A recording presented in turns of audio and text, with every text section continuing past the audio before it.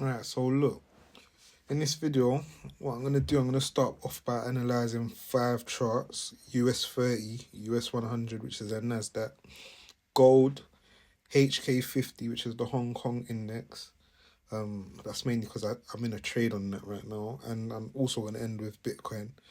And then if you stay to the end of the video, I'm actually gonna discuss why I should optimize for swing trading instead of day trading. I've got quite a few reasons why, and it might seem simple, but stay to the end. It's actually a lot more complex than you might think. All right, so let's start off with the US 30 chart. This is the US 30 chart. It's actually quite a simple chart, to be fair.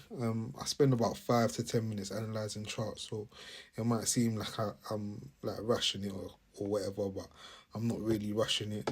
So what happened was we had a sweep of liquidity at the start of the year.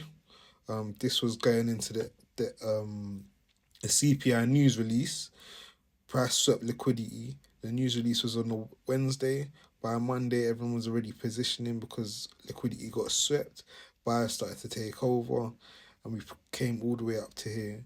Initially, we was targeting the highs, but at the highs, there are actually fair value gaps approaching the highs, and this could be an indication that price is actually about to fail, and we could actually have a lower high presented, and price could actually retest the lows and come and fill this imbalance right here. So I'm actually watching quite a few on this chart. Hopefully we could break above here and continue to the highs. But if we get over the next couple of trading sessions, if we get a market structure shift, and if you don't know what that is, the internet's free, do your research. If we get a market structure shift, we could actually target these lows down here and fill this imbalance. This would be very, very bad for the markets.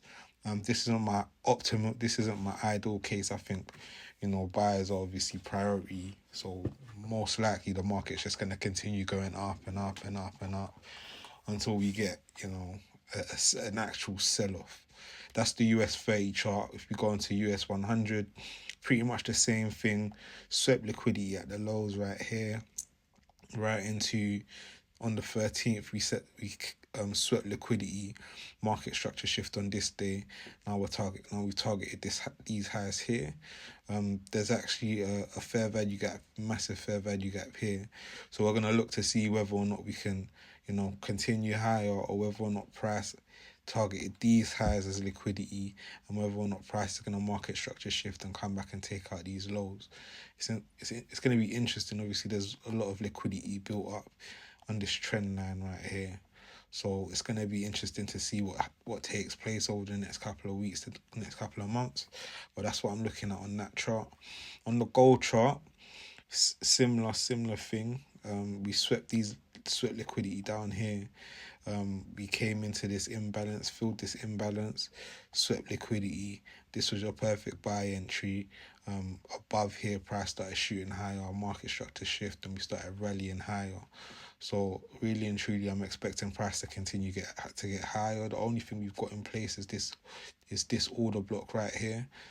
That's why we had the pullback in price on that Friday, but this looks like gold's just got the momentum to keep on going higher. All right, so on the Hong Kong 50 chart, this is the chart that I recently got an entry in. This chart looks really good to me. So we swept liquidity down here. And then obviously, if we actually go to what actually started this downward move on November 5th when Trump got elected, we had everyone positioning short. And that's why you can see price started to, print lower lows and lower highs, indicating that the market was going to go down. But it seems like Trump's got a different, agenda with China, and it's not going to be tariff wars. Hopefully, fingers crossed, there's a chance that, Trump might just say a mad thing and then, the markets get fucked and then this crashes down.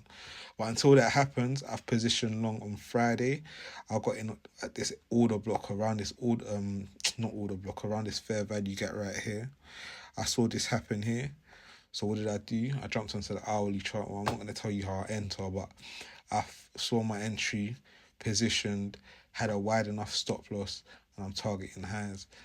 This is what I'm going to talk to you about at the end, so stay till the end. I'm going to explain to you why you need to, try and optimize for swing trading instead of day trading. because it takes away the stress on trading. Let's look at Bitcoin. So Bitcoin, I had the idea that, you know, Trump getting elected on inauguration day, you know, buy the rally on the election day, sell the actual news event on his inauguration.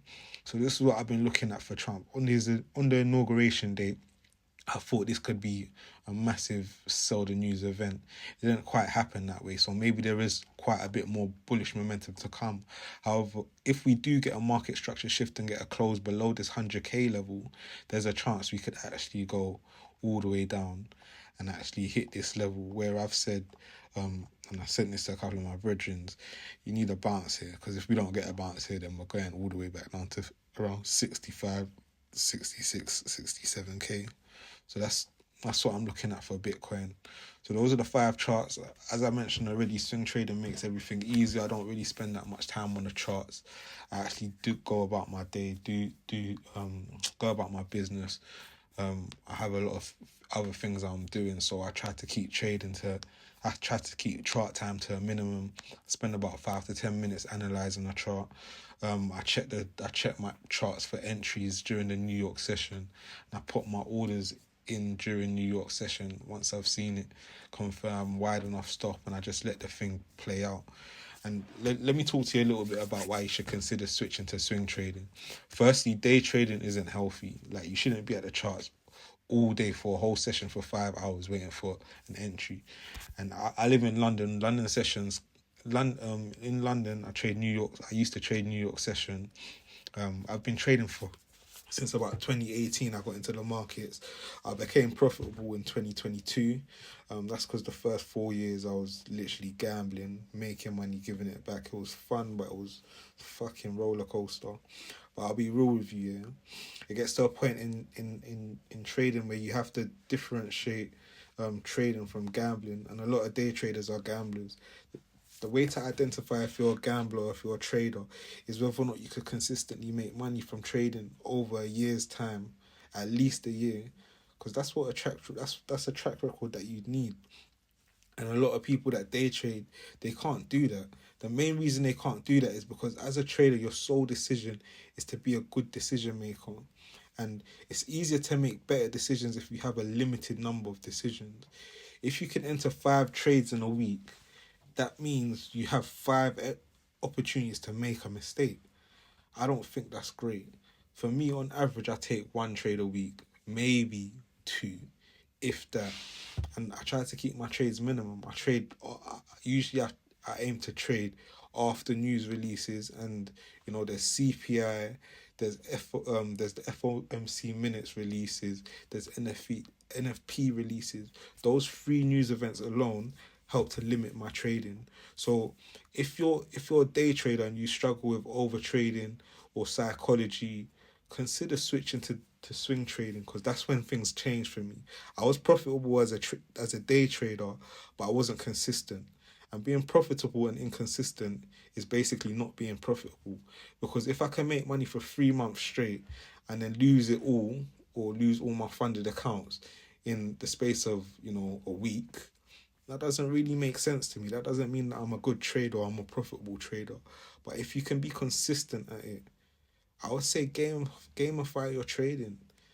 Build up a personal account. Build up multiple funded accounts. Build them up and aim to be consistent. Try and keep an account for a year, 2 years, 3 years. See where that takes you. See where that leads you. And the beauty about trading is you can compound your returns. So the more money you make, the more money you can make. The more money you can make, even more money you can make. So you have to think deeper. Life's about consistency. And the moment you master the art of discipline and consistency, that's when you get everything that you need. That's when you actually get everything that you want in life. So take a leaf out my book. Consider switching to swing trading. If not, you'll probably end up giving up. Because I'll be real, day trading is not realistic. You spend too much time behind the charts. And it's a stressful business. Swing trading, I told you I check the charts 5 to 10 minutes a day. That's it. Well, yeah, it's been me. I'm TN, if you don't know. I'm TN, also known as Take Note. Trade Shield is my new business venture. I aim to empower traders. A lot of people don't really know what it means to be a trader. A lot of people are gamblers, so I want to show you lot the real, innit? But yeah, if you found value in this video, hit that subscribe button. I'm gonna try to release a lot more content, but in the long run, I've got big plans coming for Trade Shield, so stay tuned.